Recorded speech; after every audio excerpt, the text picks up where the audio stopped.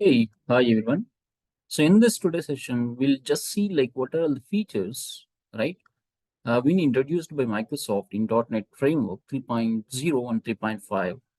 Because if you look at the initial version of .NET Framework, which is like 1.0 and which got released in 2002 year, and after that 1.1 and 2.0, these versions are not much, helpful to create different applications using .NET Framework. So as these are the earlier, old versions or starting versions, which does not have uh, fully equipmented features to create different applications as the latest .NET framework is supporting.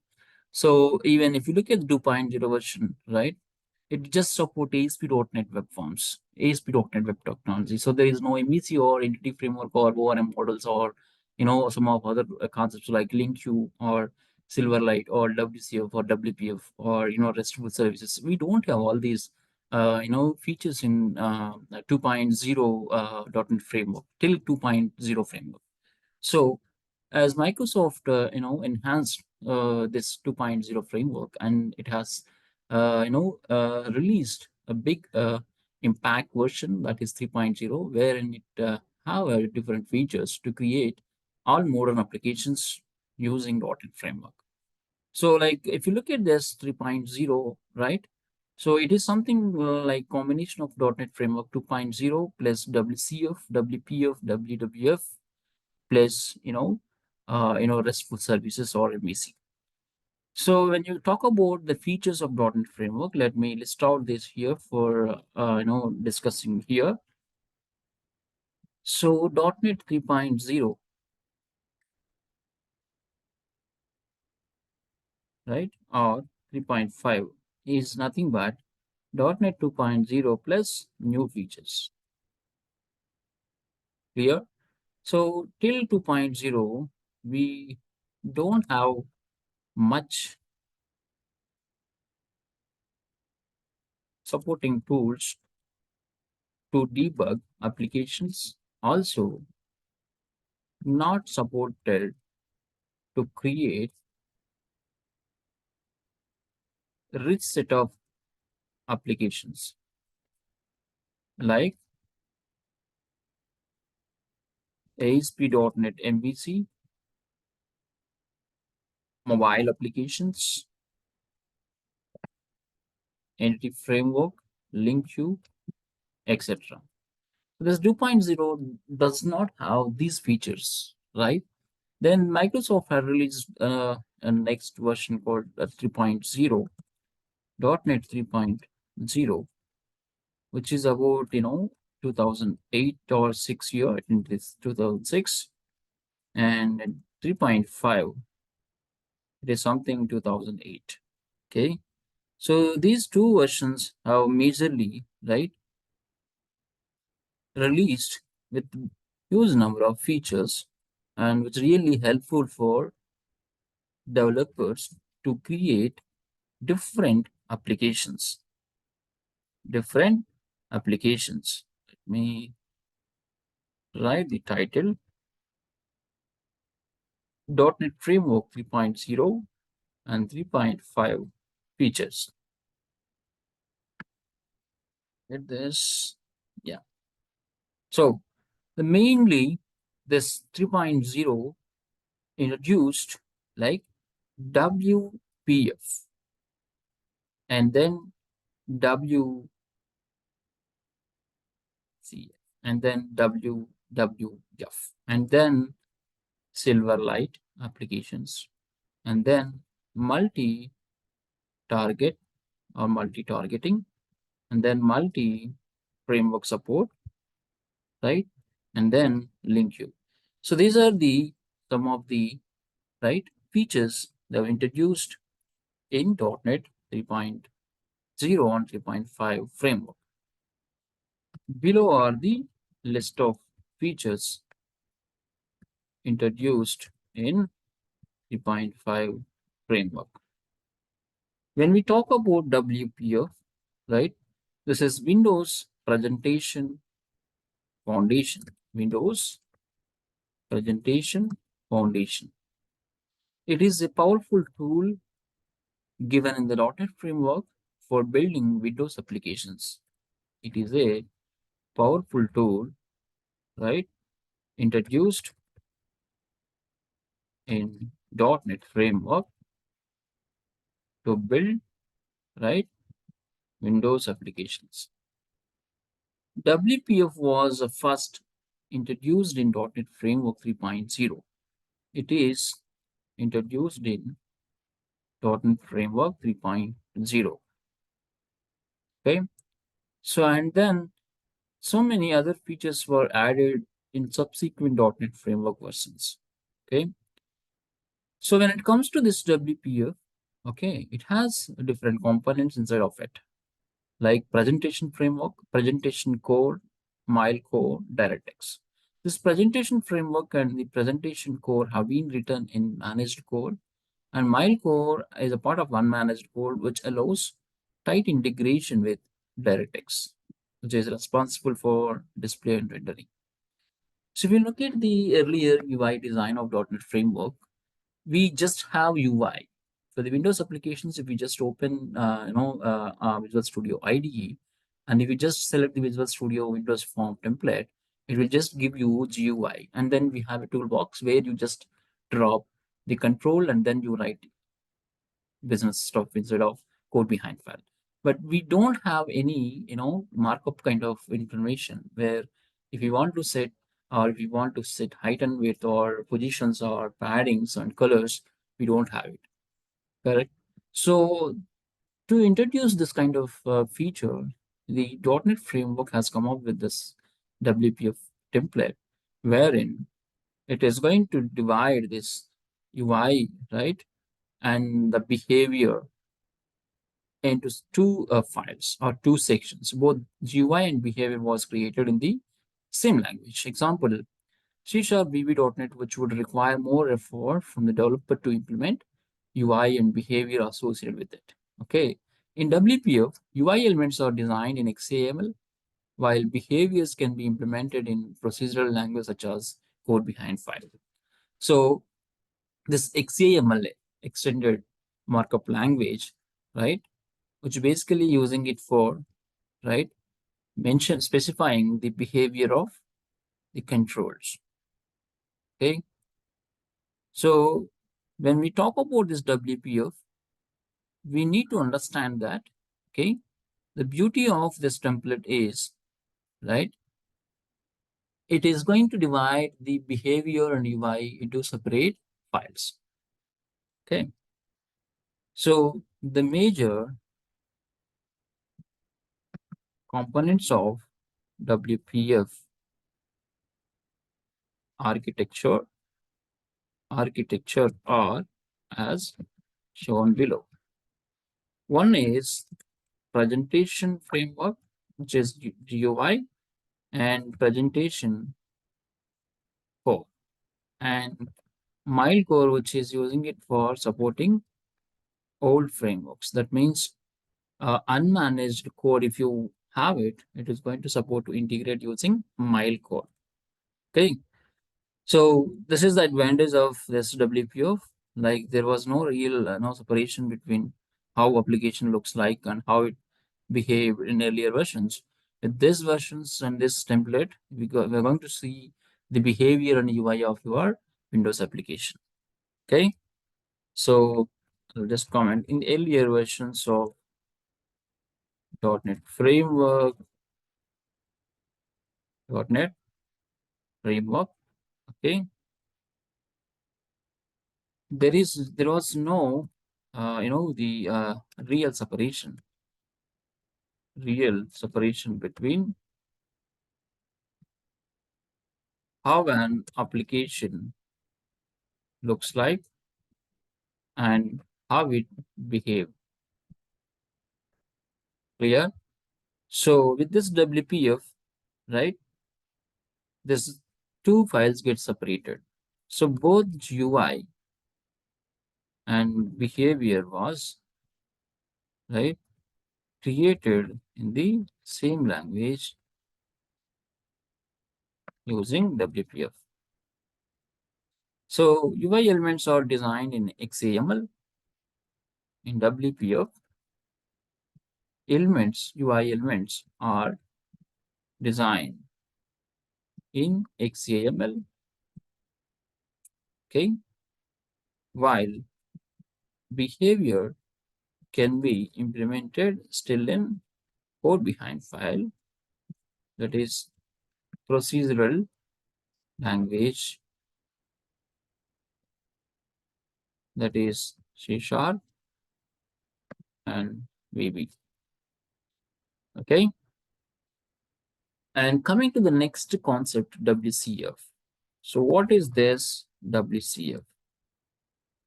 Windows Foundation, sorry, Windows Communication Foundation. Windows Communication Foundation. Okay. So WCF stands for Windows Communication Foundation. It basically using it for communicating different clients or between systems, between servers. So in Microsoft's latest technology that enables applications in distributed environment to communicate with each other. WCF is Microsoft's unified programming model for building server or service-oriented applications so that it enables developers to build secure, reliable, transacted applications, transacted solutions that integrate across platforms. So WCF is an umbrella that covers ASMX web services and .NET remoting. So it is Microsoft's new technology. This is Microsoft's new technology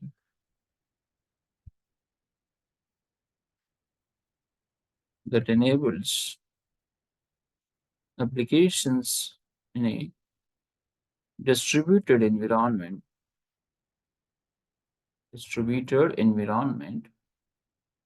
to communicate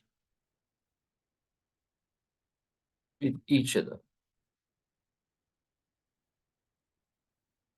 Okay. So WCF is a unified programming language.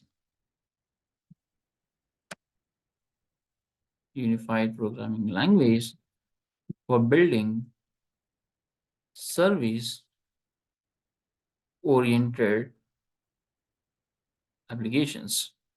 It enables developers to build secure, it enables developers to build secure, reliable, and transacted solution that integrate across platforms. Across platforms. Okay, so basically this WCF contains, right, three aspects. Before to that, WCF is an umbrella technology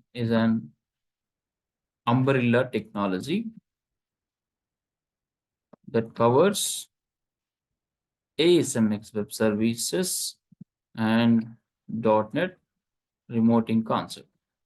Earlier to this, we have web services and .NET remoting. Now, when the WCF introduced, it merged. I mean, these two technologies merged and embedded in WCF template. Okay. The fundamental concept of WCF is fundamental concepts of WCF is one is address binding contract. ABC, we can call it as ABC. So address basically specifies, right, the location of a service name, where the service is hosted and how we are going to consume. The service hosting URL may be like HTTP server and service name. And coming to the binding, it specifies how the client will communicate to the service. We have different protocols like HTTP, HTTPS, TCP, and using those protocols, WCF is going to, invoked by client. Next one is contract. It specifies the actions a client can perform on a service, like operation contract, data contract, message contract. Okay, these are different contracts we have, and based on the behavior and the requirement you are going to have it, you just specify that contract, and that way it is going to communicate this client. Okay, and next feature in 3.5 framework is Silverlight application.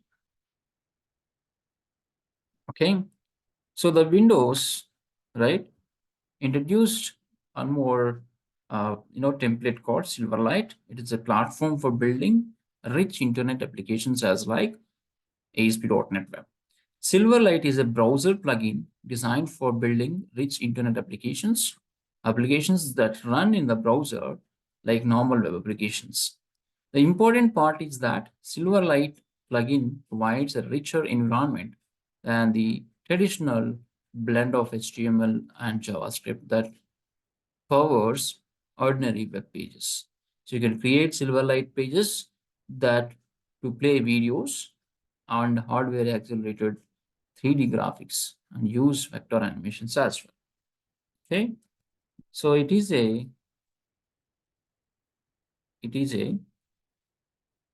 platform for building rich internet applications. It is a plugin, browser plugin designed for building rich internet applications that are run in the browser like normal applications. Rich internet applications, right? They are run inside of browser as like normal web applications. Okay, so you can, right, create Silverlight application, Silverlight application to play videos, 3D graphics, and animations. Okay, important part of the Silverlight plugin is to provide rich environment and the traditional blended web applications. Important part of this Silverlight application is it provides, okay, a rich set of environment,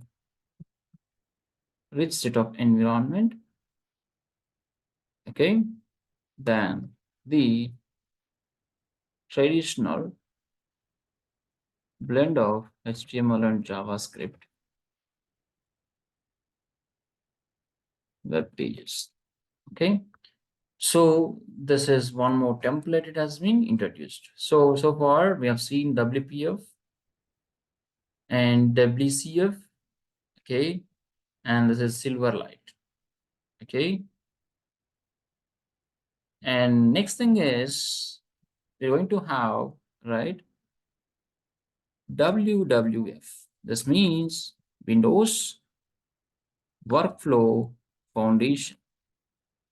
So this is a platform and template created by Microsoft, which provides to build the workflow of your .NET project. Okay, it is not an application or a server, right? And it is included a component of inside in .NET framework. The platform creates a workflow, right, with a complete different paradigm. Some of the major critical workflows are like no visual representation of process or dynamically modified runtime, and can be long running kind of workflows we can create.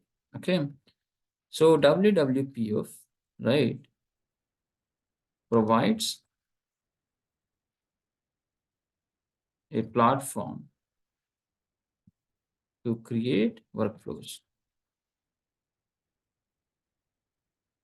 Here, and next one is multi-target.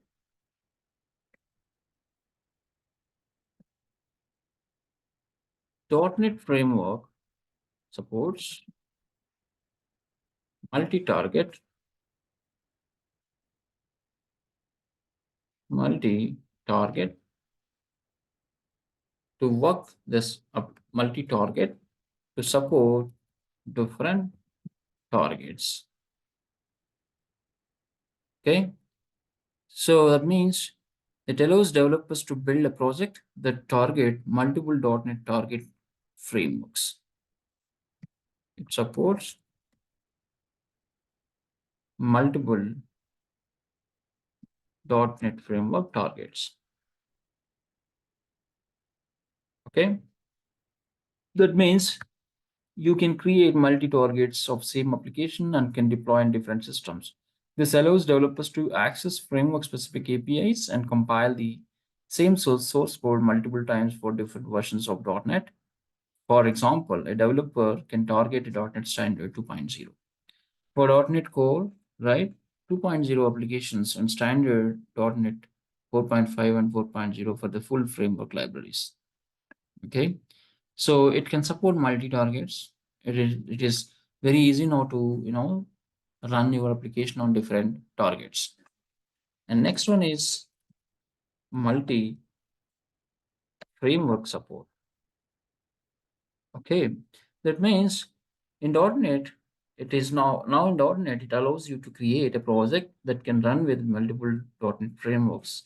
That is what backward compatibility. For example, you can create .NET Core application that supports both .NET Core and traditional .NET framework.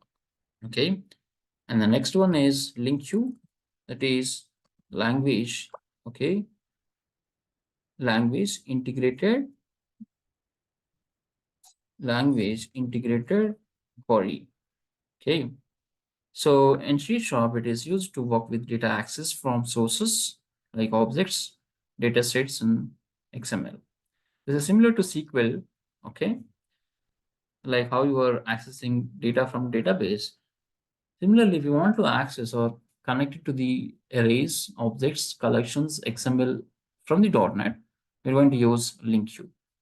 Stands for Language Integrated Query, right? And it is a data querying API with SQL-like query syntaxes. Okay, these are the couple of features have been introduced in .NET Framework 3.0 and 3.5. Okay, this is a big revolution version has been released by .NET Framework Microsoft, which includes these many features, and these are only available in .NET 3.0 onwards. Okay, I hope you understand like what features are included in 3.0 and 3.5 and the purpose of these features. Okay, thank you.